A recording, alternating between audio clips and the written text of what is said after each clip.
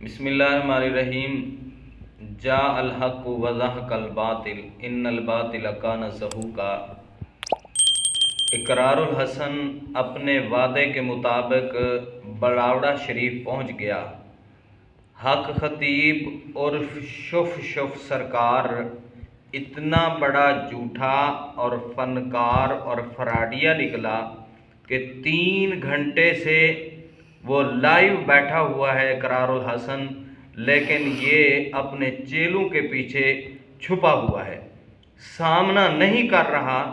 اگر تو واقعی سچا تھا تو تیرے در پہ وہ آ چکا ہے، تو اس کا سامنا کرتا، تو اس کے سوالوں کا جواب دیتا۔ آج پوری دنیا کو پتہ چل چکا ہے کہ تجھ سے بڑا فراڈیا اور جھوٹا اور فنکار کوئی نہیں ہے۔ اقرار الحسن نے ایک عام آدمی ہے، صحافی ہے، وہ جاتا ہے اور تجھ سے بات کرنے کے لیے تو پیچھے چیلوں کے چھپ جاتا ہے۔ کیا تجھے ایسا 2 نمبر آدمی، ایسا فراڈیا لوگوں کو صرف بہکانے کے لیے ہے؟ میں آپ سے پوچھتا ہوں، آپ اس کے پیج پر چلے جائیں، اس کی ویڈیوز کو دیکھیں، کسی ویڈیوز میں اس نے کوئی قرآن کریم کی آیت تلاوت کی ہو یا کوئی خطبہ پڑھا ہو یا کوئی حدیث پڑھی ہو، اور ہم پاگلوں کی طرح جو ہے اس کے پیچھے بھاگتے ہیں۔ خصوصاً عورتیں اس کے پیچھے بھاگتی ہیں، اور انڈیا کا ایک ننگا ہے، اس کے پیچھے بھی بڑی دنیا ہوتی ہے۔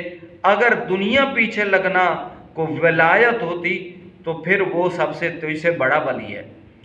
تو تو فنکار ہے، تو تو فراڈیا ہے۔ اس فراڈی پونے کو چھوڑ دے اور راہ راست پہ آ جا، یہی التماس ہے تجھ سے، لیکن تو اس چیز کو سمجھ نہیں رہا۔ یہی جو ہے لوگ، عوام ہماری جو ہے پاگل بن کر، میں ایک جملہ کہتا ہوں کہ اگر عورتیں ان فنکار 2 نمبر پیروں کے پاس جانا چھوڑ دیں تو آدھے پیر مستریوں کے پیچھے مزدوری کریں۔